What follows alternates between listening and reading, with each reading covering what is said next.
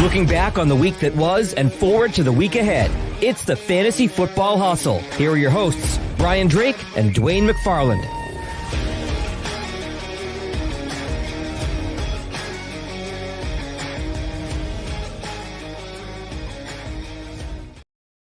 All across the fantasy universe, welcome one and all to the Fantasy Football Hustle, powered by Pro Football Focus. I'm your host, Brian Drake. You can follow me on Twitter at Drake Fantasy. Be sure to check me out every Sunday, 7 to 9 Eastern. I host PFF Postgame over on SiriusXM Fantasy Sports Radio. It's a blast. Bring on a bunch of my fantasy friends. We shoot the breeze about fantasy football. So the fantasy regular season's in the rearview mirror, and now we're focusing on getting our lineups in shape for do-or-die matchups this coming weekend. Week 15, the start of the fantasy playoffs for most everybody. And today I'm going to look at what we learned from the weekend and how we can hopefully spin it forward to prepare us for a championship run. I'll also have America's favorite segment, It's Hate the Drake, where I'll go over players who absolutely crushed your hopes and dreams on Sunday and Monday. You won't want to miss that. Let's kick things off with a little debate that's tearing families apart. Now, you can't bring these names up at holiday dinners because your drunk uncle will storm out. Your mom will start crying, and kids will stop believing in Santa Claus. Of course, I'm referring to which QB is better, Justin Herbert or Tua Tagovailoa. Now, anyone with eyeballs knows that Justin Herbert is a stud athlete. He's got the measurables, the athleticism, the super sick hair. Let's be honest, that's what I'm most jealous of. God, I wish I had that. And now there's a few jabronis on social media who have built their brands on dumping on Herbert. And it blows my mind. Then again, it's social media. You don't have to be smart. You just need to have a phone. Now, I'm not one of these guys who goes and says, it's this guy or it's that guy. In the NFL, you can be a very good player and win games in your system and not be elite. And you don't have to be the best player in the league. Hell, there are plenty of examples of quarterbacks who have gotten by and won titles because of defenses or great coaching. And Tua has been great this year. I'm not arguing that. He's led the Dolphins back from the brink here to the playoffs and it got all sorts of great numbers. But he's not Justin Herbert. He's not even close. He doesn't have to be, though, for the Dolphins to win. Tua's a point guard, right? He's running the pick and roll to Karl Malone, or in this case, Tyreek Hill, at an elite level. John Stockton's nut hugger shorts would be so proud. Now, that said, the difference between Herbert and Tua can be summed up like this. Tua wins because of his coach, his scheme, and his surrounding talent. Justin Herbert wins in spite of it. The line in front of him is pathetic. He had to be schemed up to get outside the tackle box just to get throws off on Sunday night. If he played behind the Eagles' offensive line, he would throw for 10,000 yards. I did the math. Sunday night, Herbert put on an absolute clinic. He showed off arm strength that Tua and his fanboys could only dream of. He executed his offense with so much precision that he was behind two or three turnstiles in front of him. It was incredible. Now, Tua looked off. He wasn't sharp, and the system which created open wide receivers for him to throw to, it just wasn't there. So who knows? But if you had to start a franchise tomorrow, you and every NFL GM out there would cut off their left nut to take Justin Herbert over Tua. For fantasy owners, the answers to the test are easy. They're right in front of us. Start every single skill player you have on these teams, except for Mike Gesicki. If the Bolts wide receivers can finally stay healthy, I think they can put together some league-winning type numbers against the Titans, Colts, and Rams in the fantasy playoffs. Now, there's something fun happening in the Bay Area. It's got a real Nick Foles 2017 Eagles feel to it. Brock the Cock Purdy got his first NFL start, and the 49ers obliterated Tom Brady and the Bucs. San Fran scored on 5 of its first 7 drives. Now, they were clicking on all cylinders, including CMC going over 100 yards on the ground and scoring as both a runner and a receiver. Now, he's going to have to keep that up because Deebo Samuel was lost with a sprained MCL, and that likely keeps him out a few weeks. In his absence, I think the Niners run the shit out of the ball. I like an uptick in touches, too, for Jordan Mason, who carried 11 times for 56 yards on Sunday. Now, especially this weekend, going against a Seattle team that gives up the second most production to opposing running backs. Make sure Jordan Mason is not on any waiver wires out there. Pick him up. As for pass catchers, it'll be interesting to see if George Kittle can come on. He tied for the team lead in targets with 5, but he only mustered 28 yards. Purdy hit 8 different receivers on Sunday on just 16 completions. Whew. Now, they aren't asking this kid to do a whole lot out there, and I know the media is crowning him the next Joe Montana. For fantasy, Purdy had a pretty good day. Finishes a top 10 option, thanks in large part to his rushing touchdown. Throwing for just 185 yards looks pretty bad, but the 49ers were in cruise control. I'd be hesitant, though, to play him over options who are going to need to throw so much more. Now, if you lost Lamar or Russell Wilson, God, who the hell is listening to this podcast right now and playing Russell Wilson? So I should edit that part out. But anyways, Seattle this weekend on the road will definitely be a test. Like I mentioned, this is a run funnel defense in Seattle, and Purdy won't be asked to do too much. Outside of DFS, I wouldn't be running to cram him in any of my lineups. Oh, by the way, Purdy has an oblique strain, which could limit him also. Speaking of teams rolling, how about the Detroit Lions? Over the last 3 weeks, Goff and his Motown fellas are top 5 in passing yards, completions, and touchdowns. The Lions are a perfect recipe for fantasy. They play in a dome, they love to throw, and their defense is set up for shootouts. Now, I'd be looking to get pieces of Lions onto my team and into my DFS lineups going forward. I personally slotted DJ Chark into a must-win spot, and he came through, baby. 94 yards and a score. Loved it. Rookie Jameson Williams, he's slowly getting more play as the weeks go on. He's really tough to trust, though, for fantasy. I can't myself put him in any lineups. And, of course, Amon-Ra St. Brown. He's a must-start superstar. Interesting matchup, though, this week against the Jets, who just shut down the Bills' pass game. And more on DeAndre Swift. Stick around for the Hate the Drake segment in a few minutes. Let's run things back to Thursday when the Rams had Baker Mayfield come off the street and defeat the Raiders. This is a joke, right? I mean, this Raiders team gives Washington a real challenge for the biggest dumpster fire in the league. Yes, the Raiders lost a game where their quarterback threw for 137 yards. Yes, the Raiders lost a game to a team coached by a former drinking buddy of the owner. And yes, they continually blow massive halftime leads. But this Raiders team also just beat the Chargers a little over a week ago. They also won in Seattle and lost by a point to the Chiefs. This makes this loss even more maddening. Now, Josh Jacobs and Devontae Adams are both top 3 PPR scorers at their positions. Yet this Vegas team is 5-8. Derek Carr should be sent packing in the offseason, but that's for another podcast.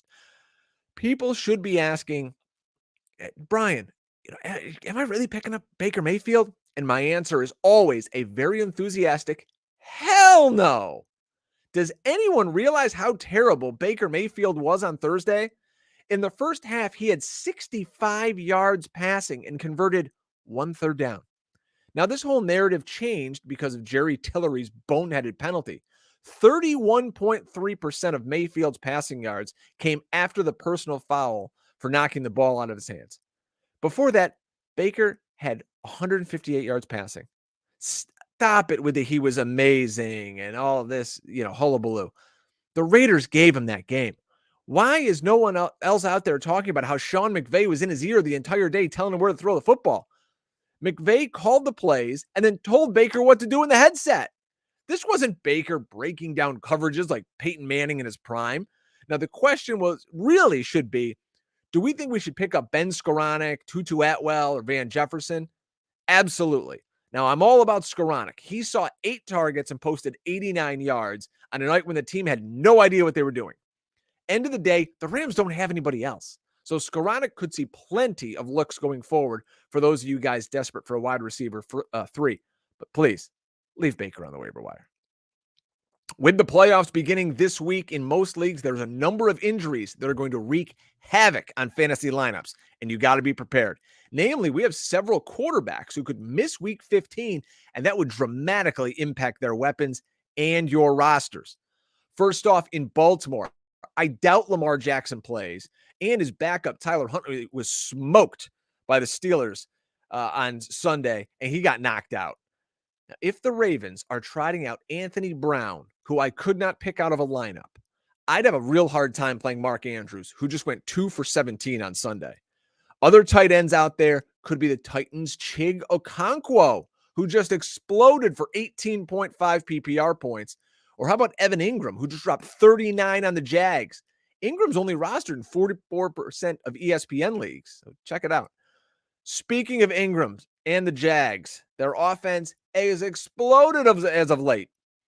This past weekend, Trevor Lawrence was the overall QB1.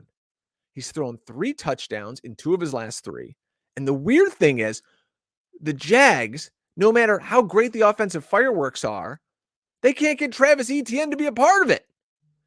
In week 9, we're coming off back-to-back 25-point weeks. We're saying, this kid's a no-brainer, RB1 rest of season. Fast forward to now, he's scored under 8 PPR points in 3 straight weeks. He's a no-show in the passing game. He's gone the entire season without catching more than 3 passes in any game. How is that possible? Despite 17 carries on Sunday, which is awesome, ETN could only give us 3.2 fantasy points. That's disgusting. Come on, Doug. Week 15, the Jags get the Cowboys in what hopefully is a game that produces a touchdown for us ETN managers dying for anything resembling fantasy production. Denver could be without Russell Wilson. Hell, this could be an upgrade, honestly. But the Broncos did throw 4 touchdown passes on Sunday. Brett Rippon, who threw one of them, could get the start against Arizona. The Jets QB situation could also be in question. But as long as Zach Wilson stays far away from the field, I think the Jets skill guys are going to be okay. By the way, Zonovan Bam Knight is legit. He is the man for the New York Jets. Forget this Michael Carter talk. Bam is the workhorse for the Jets going forward. Somehow this kid is still only owned in 58% of ESPN leagues. He's an RB1 for fantasy the rest of the way in my book. So make sure he's in your lineups. Make sure he's not on the waiver wire. He's nearly getting 20 touches a week. What the hell else do you need me to tell you? Monday Night Football, Kyler Murray goes down with a non-contact knee injury. Colt McCoy replaced him. At the time of this recording, we don't know the specifics, but let's be honest here. This is probably an ACL, and it's going to end Murray's season. We know McCoy, in his 5 starts for Arizona, can get the ball to the playmakers, but he's been a backup for a reason. It's a downgrade for all Cardinals skill players. Later in the same game, Ramondre Stevenson was injured. The Pats were already without Damian Harris, and they turned to rookie Kevin Harris, who scored a touchdown. Monitor the health of the Harris boys for the rest of the week. You're definitely going to want to make sure that one of those guys is picked up in your fantasy league. Make sure you are using every piece of information at your fingertips to make lineup calls going forward. From your defensive streamers to kickers, you should be focusing on these injuries and others, and you got to either exploit them or work around them. That's the moniker of this show, right? Never get out hustled. So don't just set it and forget it. Go through your waiver wire with a fine-tooth comb. You never know who might have been dropped and who can help you win and advance. It's all about surviving and advancing. Whoever's on that waiver wire, that's your bench. Plug them in. Like I said, DJ Chark used him this week, got him in, got me a win. Chig Okonkwo, picked him up, put him in my lineup, helped me get a win. You should be doing the same sort of thing. Now for America's favorite segment, Hate the Drake, where I go through the players who let us down in week 14, and let's see if we can spin it forward and maybe put a little shine on these turds for week 15.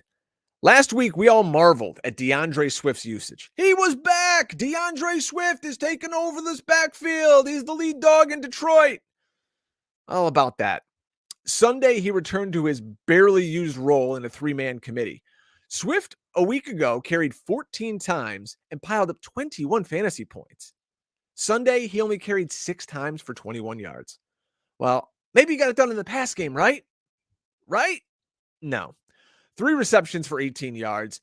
The 6.9 PPR point performance crushed fantasy managers this past week. While the Lions piled up 464 yards as a team, it wasn't thanks to Swift, who was splitting work with Jamal Williams and Justin Jackson. Heading into the playoffs next week, I don't know how much you can trust Swift as anything more than a flex play. This team has shown that outside of last week, they simply don't want to give him more than 6 touches. Good luck starting Swift against an angry Jets defense next weekend. A couple of big-time running backs made their way onto my list this week. Let's start with Dalvin Cook. It's not often a guy scores and makes it into this segment, but outside of that score, Cook didn't do anything. The Viking stud averaged just 1.5 yards per carry Sunday en route to his 23-yard performance. The offensive explosion should have hit Cook with a little shrapnel, but instead he finished with just 8.6 PPR points. The offense Sunday was all about Justin Jefferson, who finished with 223 receiving yards, and honestly, it should have been more. Cook botched a goal line trick play that appeared to be an opportunity for him to throw the ball, and instead he lost a fumble. Wah, wah, wah. Fantasy playoff berths lived and died with that play alone. Cook will kick off the fantasy playoffs at home against the Jets. Strong bounce back opportunity there. The other stud who let us down on Sunday was Nick Chubb. The Browns running back found only 34 yards on 14 carries. He did pick up 3 receptions, but only for 20 yards. This 8.4 point showing is his third game under 10 PPR points in his last 4. Chubb has become a touchdown-dependent play at this point. The Browns' offense, with Deshaun Watson under center, still doesn't look anything close to being in sync. Watson attempted 42 passes Sunday versus Cincinnati. With poor game scripts and this new love affair with the forward pass, it's not helping our fantasy fortunes with Nick Chubb. Next week, they'll run into a Ravens defense who we ran for 91 yards for in week 7. Oh, and Kareem Hunt, forget it. Just drop his ass at this point. Big time bust game for CeeDee Lamb. He was facing a Texans secondary without its best corner, and he could only muster 5 receptions for 33 yards. Come on, brother. I'm sure he was a staple in a ton of DFS lineups and prop bets too. This was just a bad day altogether for Dallas, who needed a miracle 98-yard drive in the final minutes to win. Now, Lamb isn't a volume play by any means. He only has 1 game over 6 receptions since week 3. It's incredible that Lamb entered the week as PPR wide receiver 7. He's got 6 touchdowns on the year and only 2 games over 100 yards. He'll look to burn the Jags secondary as the playoffs begin this week. Stephon Diggs was blanketed by a fierce Jets secondary on Sunday. The Bills' wideout was held to just 4 yards in the first half. He'd finished with 3 catches for 37 yards. Now, I really have nothing snarky to say about Stephon Diggs. The dude's a straight-up baller. He's awesome. He's the wide receiver 1 entering the week. This sort of thing happens, though, when you play elite defenses. That's no consolation for those of us who played him in must-win games. That said, you cannot bench Diggs no matter the opponent. He's that good. His partner in crime, though, Gabe Davis, came up small again. 3 for 31, line of his own. Oof. Next up, Diggs and the Bills face Miami, whom Stephon torched for 14 PPR points in week number 3. All week, we were told how good Tyler Huntley was at getting the ball to Mark Andrews. Tons of targets, 3 touchdowns, blah, blah, blah. First of all, Huntley is awful. Secondly, he left the game with a concussion. Now, Mark Andrews had no chance in this one. 6 targets, 2 receptions, 17 yards. Hashtag ouch. It's been a while since Mark Andrews has come through for fantasy, let's be honest. He hasn't scored since week 6, and in that span, he's been injured, and he's disappointed with 4 games under 10 points. I honestly can't say I feel all that confident starting Andrews going forward without Lamar Jackson. James Cook. Here's another guy the fantasy community got way too excited about way too soon. Cook last week led the Bills with carries and yards, and this week crashed back down to earth with just 4 carries. Listen, the Bills don't want to run the football, and if they do, it's going to be Josh Allen or Devin Singletary. In my opinion, Cook's only going to get work in blowouts. Don't tell my partner Dwayne McFarland this. He's probably on his way here to punch me in the face right now.